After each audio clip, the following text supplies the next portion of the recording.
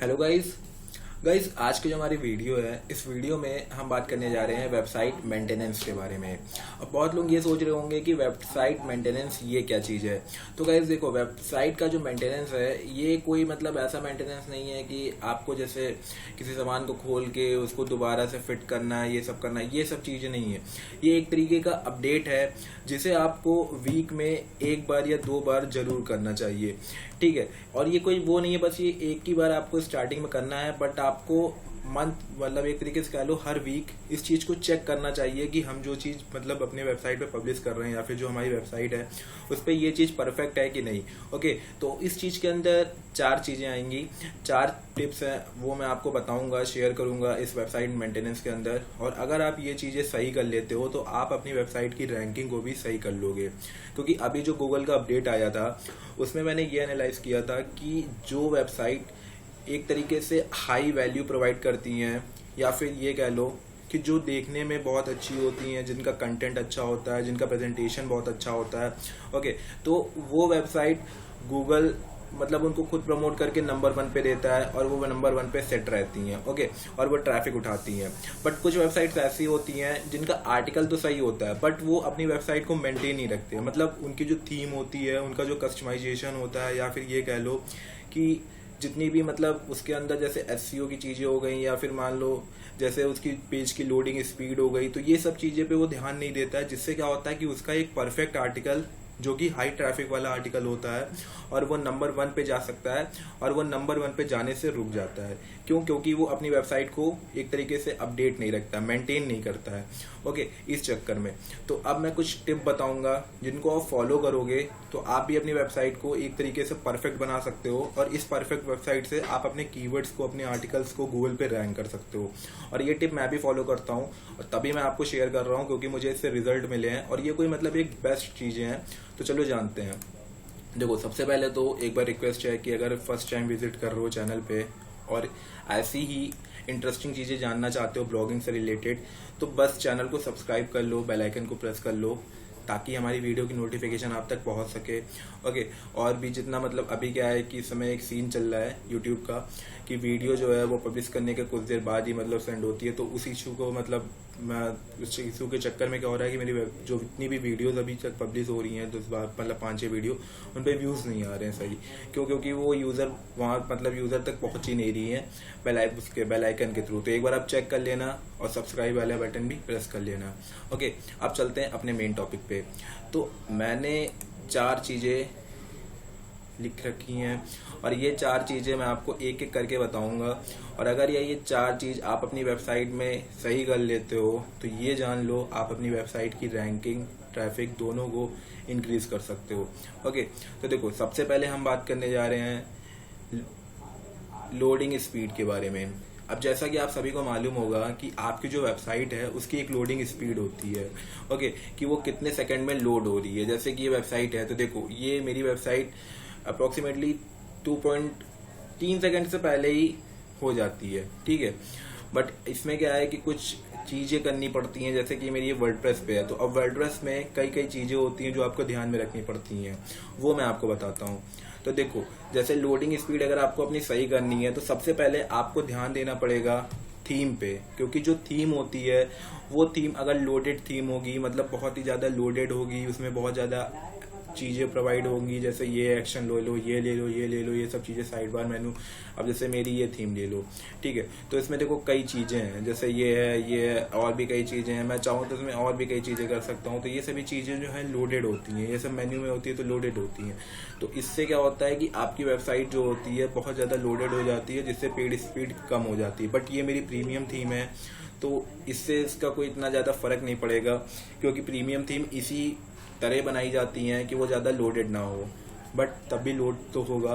तो इसके लिए इस थीम का सिलेक्शन बहुत ही ज़्यादा ज़रूरी होता है। अगर आपकी पेज स्पीड अपनी सही करनी है तो आपको थीम पे ज़्यादा फोकस करना चाहिए, क्योंकि अगर आप थीम ऐसी चूज़ करते हो जो बहुत ही ज़्यादा कम लोडेड है तो समझ लो कि आप अपने आर्टिकल्स को जल्द से जल्द गूगल पे ला सकते हो। जनरेट प्रेस थीम आप सभी को मालूम होगा, वो बहुत ही ज़्यादा हल्की होती है। मैं उस पर एक वीडियो लाऊंगा क्योंकि वो भी मैं इस पर इंस्टॉल करके उसको कैसे उसकी स्पीड चेक कराऊंगा, उसके ऊपर एक पूरी वीडियो आएगी जनरेट प्रेस के ऊपर और साथ में प्लगइन्स के ऊपर। तो वो थीम बहुत ही ज़्यादा हल्की होती है। तो इसी तरह आपको भी कोई अच्छी थीम खोज लेनी है। ओके, उसके बाद आते हैं प्लगइन्स। तो जैसे कि आप सभी को मालूम होगा कि अगर आप वर्डप्रेस यूज कर रहे हो तो यहाँ पर आपको कई मतलब एक तरीके से कह लो कई प्लगइन्स मिल जाएंगे जिससे आप अपनी स्पीड को बूस्ट कर सकते हो। जैसे कि WP rocket. Okay, WP rocket एक प्रीमियम थीम है, मतलब थीम बता रहा हूँ, प्रीमियम प्लगइन है, पेड होता है। उससे आप अपनी स्पीड को बूस्ट कर सकते हो। उससे होता क्या है कि आप अपनी जो इमेजेस होते हैं उन्हें एक तरीके से रिसाइज में कंप्रेस करवा सकते हो, और भी कई चीजें हैं जो आप इसमें कंप्रेस करके कम कर सकते हो, जिससे आपकी स्पीड को एक बूस्ट मिल जाता है। ओके, तो ये एक अच्छा प्लगइन है। इसके बाद स्मर्स है, और भी एक दो प्लगइन है। तो मैं ये जो पूरा प्लगइन वाला सीरीज है, वेबसाइट की लोडिंग स्पीड वाला जो एक पूरी सीरीज, मतलब एक तरीके से कह लो एक पूरी वीडियो लेकर आऊंगा, 2-3 वीडियोस में आएंगी।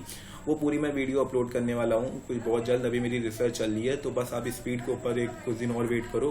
बट इतना ध्यान रखो कि अगर थीम और प्लगइन्स ये दोनों आप अच्छे यूज कर रहे हो तो आप अपनी लोडिंग स्पीड कम कर सकते हो। ओके, उसके बाद आता है कैश डाटा। अब देखो कैश डाटा मतलब कैश डाटा क्या होता है। तो जैसे कि आपकी वेबसाइट में कैश जमा होता है, ठीक है, तो आप कैश क्लियर कोई प्लगइन्स यूज कर लो। जैसे कि मैं जो यूज करता हूँ वो है W3 टोटल कैच, ठीक है। तो वो कैच प्लगइन जो है अगर आप यूज करते हो या फिर कोई भी प्लगइन यूज करते हो तो उससे क्या होता है कि आप अपनी वेबसाइट का जितना भी कैच है उसे क्लियर कर सकते हो। और कैच क्लियर हो जाएगा तो ये मतलब ये समझ लो कि आपकी जो वेबसाइट है वो थोड़ी और हल्की हो जाएगी, फ्री हो जाएगी, क्योंकि इसमें कैश क्लियर कर दोगे। जैसे कैश मतलब होता है कचरा, तो ये सब चीजें क्लियर कर दोगे तो वेबसाइट और हल्की हो जाएगी। तो इसलिए ये भी एक प्लगइन आता है, उसके ऊपर भी मैं वीडियो बना के आपको बताऊंगा, ठीक है। तो टोटल कैच प्लगइन्स भी आप यूज कर सकते हो अपनी लोडिंग स्पीड को कम करने के लिए। उसके बाद आता है इमेज रिसाइज। अब देखो इमेज क्या होता है, जैसे आप कोई आर्टिकल लिख रहे हो तो उस आर्टिकल में आप इमेज यूज करते हो। अब इमेज को रिसाइज करना, कंप्रेस करना बहुत जरूरी होता है, क्योंकि अगर आप इमेज ही 1-2 MB की अपलोड करोगे तो आपका आर्टिकल 3-4 सेकंड में खुलने से रहा। ओके, आपको उसे कंप्रेस करके KB मिलाना पड़ता है, बहुत कम, जितना कंप्रेस कर पाओ उतना कंप्रेस, ताकि जब लोडिंग स्पीड उससे और बढ़ सके। ओके, तो इसके लिए भी कई प्लगइन्स आते हैं या फिर कोई ऐसे टूल्स आते हैं जहां से आप इसे कंप्रेस करके लगा सकते हो। तो उसके ऊपर एक मेरी वीडियो आएगी, वहां से आप देख लेना, ठीक है। तो ये चारों चीजें आपको जरूरी होती है, जैसे थीम, प्लगइन्स, डाटा कैच और ये इमेज रिसाइज। इन चारों पे मैं वीडियो भी बनाऊंगा। बट ये चारों चीज अगर आप ध्यान से करो तो ये समझ लो कि आप अपनी पेज की लोडिंग स्पीड बढ़ा सकते हो। और अगर आपकी पेज की लोडिंग स्पीड 2 सेकंड या उससे कम हो गई तो समझो कि आपके सारे कीवर्ड्स रैंक हो जाएंगे।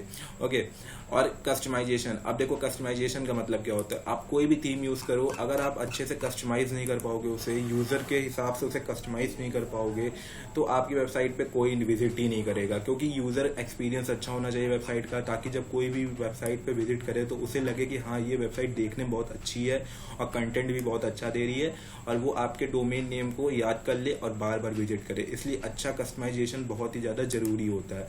और ये कस्टमाइजेशन आपको लोडिंग स्पीड के लिए भी बहुत ज्यादा बेनिफिट देता है, क्योंकि जब आप कोई कस्टमाइजेशन करते हो तो आप साइड बार, फूटर, हेडर और भी जो मेन पोस्ट होते हैं इन सबको भी आप पूरी तरीके से सेट करते हो। तो ये सब चीजें जितना कम लगाओगे, जितनी बेस्ट तरीके से लगाओगे, उतनी जल्दी आप अपनी वेबसाइट की लोडिंग स्पीड, मतलब उतनी जल्दी आप अपनी वेबसाइट को ओपन कर सकोगे और उसी से आपकी लोडिंग स्पीड भी कम कर सकते हो।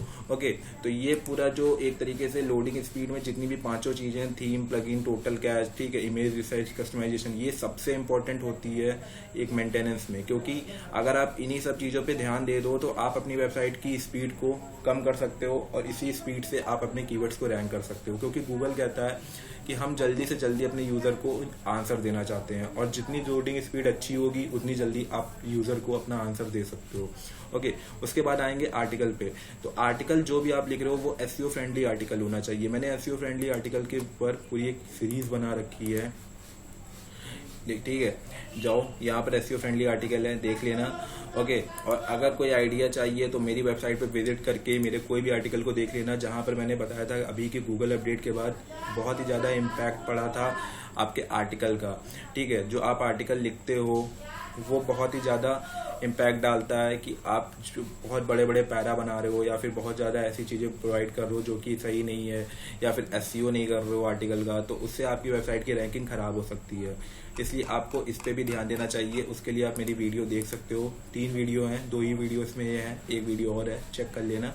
ओके, तो आर्टिकल ये बहुत ही ज़्यादा ज़रूरी होता है। और इसमें मैं ये भी बता रहा हूँ कि आप जो भी नीच पे काम करो, पर्टिकुलर उसी नीच पे काम करो। दूसरी नीच पे काम करने से या फिर किसी और के नीच के आर्टिकल को पब्लिश करने से आप अपनी वेबसाइट की मेंटेनेंस को ख़राब करते हो।